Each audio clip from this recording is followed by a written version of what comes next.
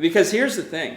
People aren't interested in a truth that hasn't transformed. Well then, the question for me and for every Christian, has it transformed your life? Because if not, you don't have a story. If not, all you do is you have a few verses to share, but it's not meant anything to you. It has never done anything in you, and so why would anyone else be interested? And that's where things get messy. Because we might camp out and talk right here for a little while. Because most people, the reason they don't get into someone else's life is because they don't have anything to offer. And if you don't have anything to offer, you really need to take a look at Jesus Christ and your own life.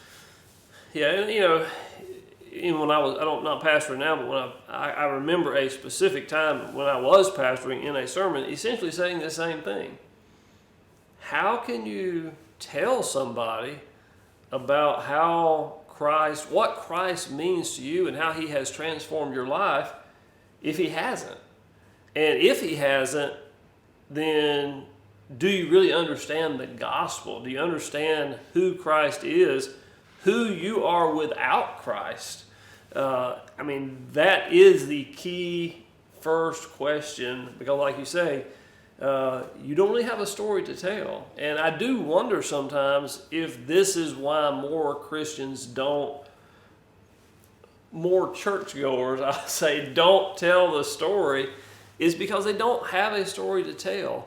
And, I guess if you're listening today and you say, I don't know what story I would tell,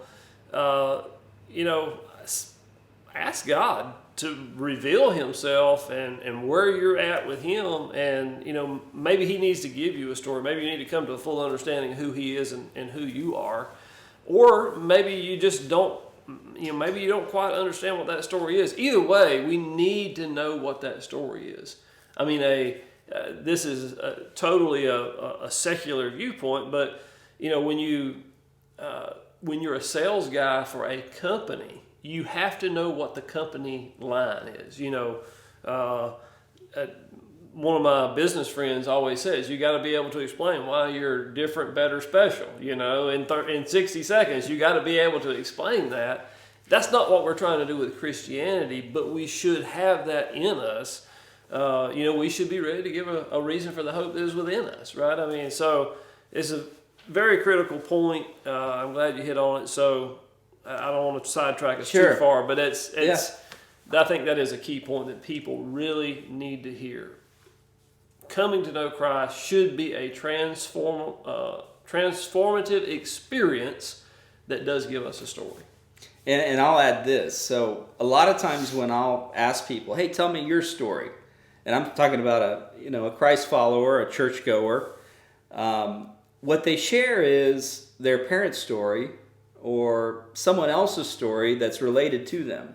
And I think here in the States, we're 3, 4, 5 generations into many people's Christian lineage, so to speak.